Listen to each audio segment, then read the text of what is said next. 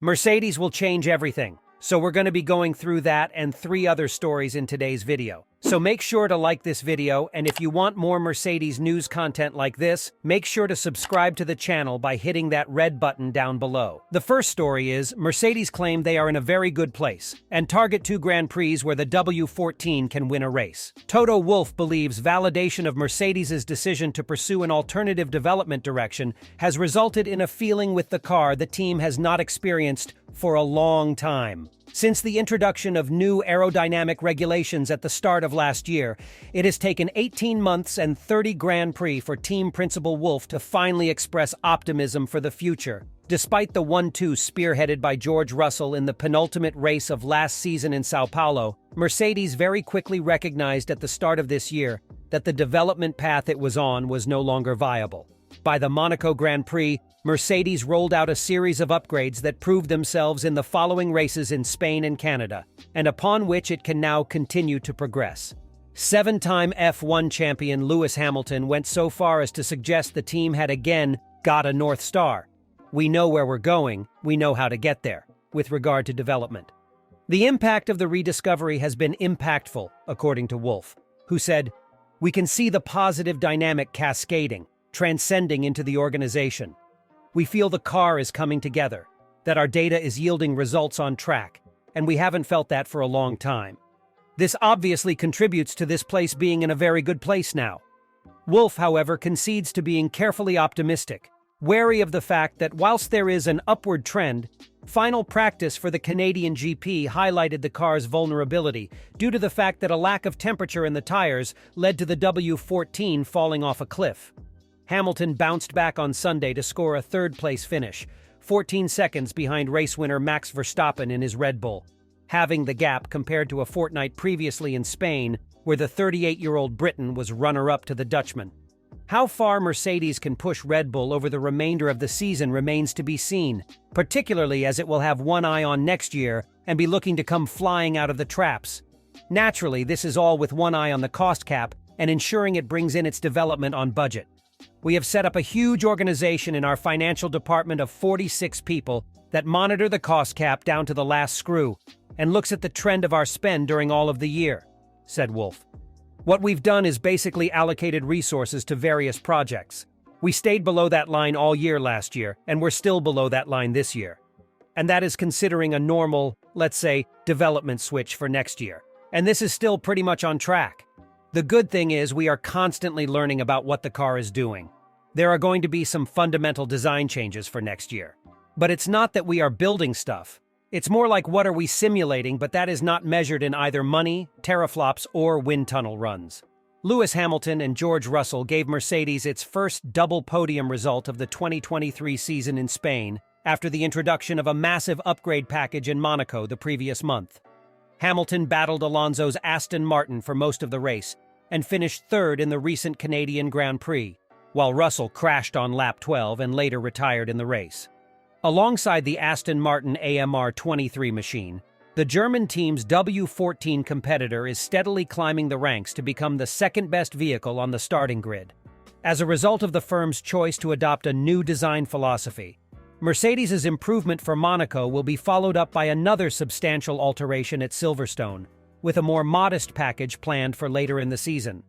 Although Mercedes' W14 is not quite complete, there is still room for improvement in areas including top speed, DRS, and traction out of low-speed corners. The team has announced that they would bring a new, significant package to the British Grand Prix. First up is Austria's Red Bull Ring, where Chief Technical Officer Mike Elliott anticipates a favorable track layout for the Mercedes vehicle.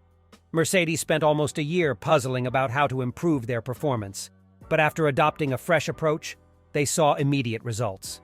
In terms of translating simulation data into on-track performance, Elliott said the Silver Arrows were really pleased and saw it as something they could grow upon.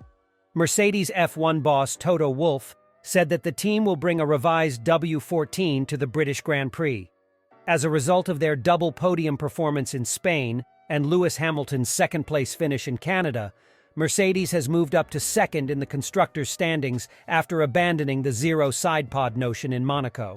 The second story is Lewis Hamilton's contract demands were rejected by Mercedes, causing turmoil. In a contract saga with more twists and turns than the Singapore Grand Prix, it's been reported that Lewis Hamilton's colossal 92 million Australian dollars a year contract demands have been rejected by Mercedes, igniting fresh uncertainty about the seven-time Formula One world champion's future. Just last week, it looked as though the Hamilton-Mercedes contract saga was nearing a very satisfactory conclusion after Mercedes's team principal Toto Wolff claimed, "It is going to happen soon, and we are talking more days than weeks." We reported that Lewis Hamilton would sign on the dotted line for a record-breaking 92 million Australian dollars, which seemed like a win for all parties. Hamilton would be committing his long-term future on the grid in a competitive car. Mercedes would retain the greatest F1 driver of all time and continue the most successful partnership in their history. And, presumably, Lewis's beloved bulldog Roscoe would enjoy a new toy. Smiles all around. However, as revealed by Sportsmail, the deal has hit an unexpected impasse. Age 38, Lewis Hamilton is the second oldest driver on the grid, behind only Aston Martin's Fernando Alonso. Although he's maintaining peak driving performance and showing no signs of slowing down in his hunt for a record-breaking 8th world title, it's reported that the British champ is seeking further assurances about his long-term future within the sport. Looking beyond the grid, Hamilton has reportedly demanded a 10-year ambassadorial role within Mercedes, in a deal that could be worth 38 million Australian dollars, a deal that Mercedes has swiftly rejected. Over the last 10 years, Lewis Hamilton has enjoyed one of the most successful eras of Formula One since signing with Mercedes in 2013. During this time, he has secured 6 world champion titles, equaling the existing record set by the legendary Michael Schumacher, and has contributed to 8 Constructors' Championships for Mercedes, the most of any driver in history. But with Hamilton's current £27.5 million a year deal set to expire in 2024, F1's most prolific partnership is at risk of petering off to an anticlimactic end. Speaking ahead of the Canadian Grand Prix, Hamilton seemed coy on the details surrounding his future, saying, "We had a good meeting just recently. They're very complex contracts. So it's not just a simple driving contract. I can't tell you what I'm trying to put in my contract, but right now I'm focused mostly on planning to be here racing for still a decent chunk of time. You've just got to explore all avenues in the sense of how you can continue to expand your partnership with such a great organization. And it's not just as easy as, hey, let's just go ahead. I don't have to be in a rush. We have talked several times. We have a great relationship. It will get done when it's done. If that's next week, in a month's time. As long as it's done, I'm not really bothered." So this might just be a speed bump in Mercedes's ultimate re-signing of the GOAT. But let's wait and see. Lewis Hamilton and Mercedes continue their pursuit of the high-flying Max Verstappen this weekend when they hit the track at the Red Bull Ring for the Austrian Grand Prix. Legendary F1 team boss Eddie Jordan believes Lewis Hamilton has upped his game and found that mojo again, which is not good news for Mercedes teammate George Russell. For the first time since 2016, Hamilton was outscored by a teammate last year, with Russell finishing ahead of him in the championship. In F1 2023, Hamilton has hit back, sitting 37 points clear of Russell after 8 rounds. Hamilton is 6-2 up in the race head-to-head, while they are 4-4 in qualifying. Since the introduction of the new Mercedes upgrade in Monaco, Hamilton hasn't been beaten in qualifying or the race by Russell. Speaking on the latest episode of the Formula for Success podcast, Jordan praised Hamilton for his improved form in 2023, but still labeled Russell as a potential future world champion. I was super concerned, as I mentioned in a previous show, however. George has absolutely surpassed everything that I thought he could be, and he is a brilliant and a potential future world champion, Jordan said. If he's in the right position and the right car, he's got everything. However, Lewis has upped his game. He's found that mojo again. On the same podcast, ex-F1 driver David Coulthard warned Russell not to get ahead of himself after appearing to be the lead Mercedes driver at the end of last year. Mercedes on the comeback. And we spoke about this in previous episodes where Lewis has lost his mojo a little bit. And I explained in my view that George has to be a little bit careful not to get ahead of himself. The third story is Wolff disputes Marco's F1 claims over Schumacher. Schumacher was signed as a Mercedes reserve for 2023 after losing his race seat with Haas at the end of last year.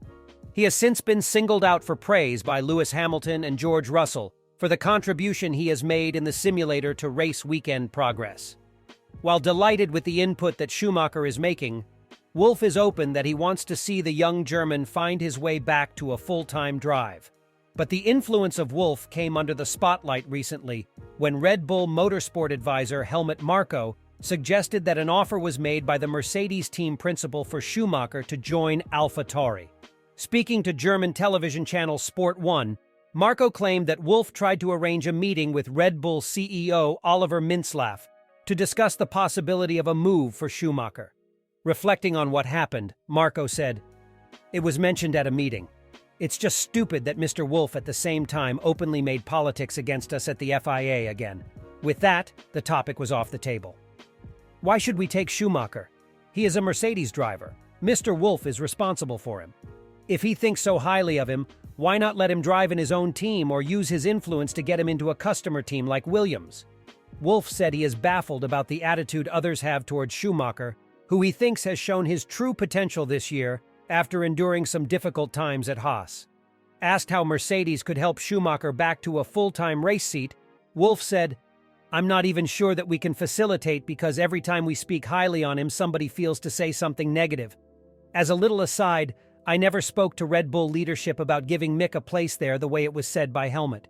Wherever I can speak highly and praise Mick, that's what I'm doing. But at the end, it's every team's authority to decide on the drivers." Wolff said that he would have no qualms about putting Schumacher into one of his race seats if either current driver was unavailable.